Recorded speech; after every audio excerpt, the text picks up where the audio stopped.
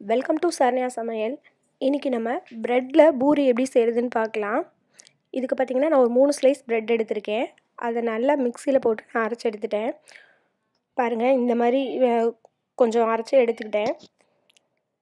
இந்த ப்ரெட்டு நான் 3 ஸ்லைஸ் எடுத்து அரைச்சி வச்சுருக்கிறது பார்த்திங்கன்னா, நான் இந்த டம்ளரில் 1.5 டம்ளர் வந்திருக்கு.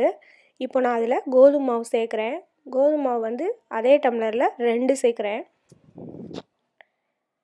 இந்த டம்ளரில் 1.5 டம்ளர் ப்ரெட்டுக்கு 2 டம்ளர் கோதுமை மாவு சேர்த்துருக்கேன். இப்போ அதுக்கு தேவையான அளவு உப்பு சேர்த்துக்கலாம்.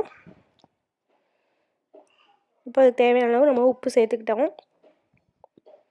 இப்போ அதில் நம்ம கொஞ்சம் சோடா உப்பும் சேர்த்தாச்சு. பாருங்கள், சோடா உப்பு இந்த அளவுக்கு சேர்த்துக்கலாம். சும்மா ஒரு 1/4 டீஸ்பூன் சேர்த்தா போதும் சோடா உப்பு. இப்போது சுகர் பார்த்திங்கன்னா ஒரு ஸ்பூன் சேர்த்துக்கலாம்.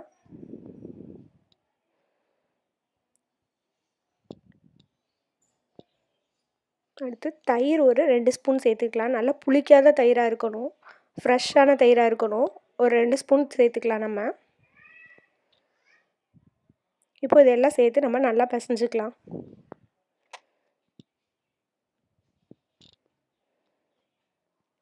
நீங்கள் நிறையா வேணும்னா ப்ரெட் ஸ்லைஸ் வந்து ஒரு 5 அந்த மாதிரி எடுத்துக்கோங்க.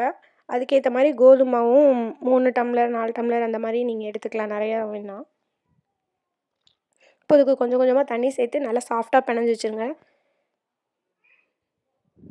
இந்த மாவு பார்த்திங்கன்னா பிணையும் போதே ரொம்ப சாஃப்டாக இருக்கும். ஏன்னா நம்ம தயிர் சேர்த்துருக்கோம். ப்ரெட்டுமே ரொம்ப சாஃப்டாக இருக்கும் மாவு பிணைஞ்ச பிறகு பார்த்திங்கன்னா. இப்போ நான் பிணைஞ்சு ஒரு 1/2 hour ஊற வச்சுட்டேன். பாருங்கள், ஊற வச்சு நான் எடுத்து இந்த மாதிரி திரட்டிக்கிறேன். பார்த்திங்கன்னா ரொம்ப மாவே ரொம்ப நல்லா வாசமாக இருக்குது. இப்போ நம்ம இதை போட்டு எடுத்துடலாம். நான் ஆயில் ஹீட் பண்ணிட்டேன். இப்போ பாருங்கள், நல்லா புஷ்ஷுன்னு வந்துருச்சு. குழந்தைகள்லாம் ரொம்ப விருப்பமாக சாப்பிடுவாங்க. லைட்டாக ஸ்வீட்டும் இருக்க மாதிரி இருக்குது பூரியில். ஸோ ரொம்ப நல்லா டேஸ்ட்டாக இருக்கும். கண்டிப்பாக குழந்தைகளுக்கெல்லாம் செஞ்சு கொடுங்க. பாருங்கள், இப்போ பூரி ரெடி ஆயிடுச்சு. கலரே பாருங்கள், ரொம்ப சூப்பராக இருக்குது. கண்டிப்பாக எல்லாருமே ட்ரை பண்ணி பாருங்கள். குழந்தைகள்லாம் ரொம்ப நல்லா விருப்பமாக சாப்பிடுவாங்க. ஸோ எல்லாருமே ட்ரை பண்ணி பார்த்துட்டு கமெண்ட் சொல்லுங்கள். இந்த வீடியோ உங்களுக்கு பிடிச்சிருந்தா லைக் பண்ணுங்கள், ஷேர் பண்ணுங்கள், மறக்காமல் சப்ஸ்கிரைப் பண்ணுங்கள்.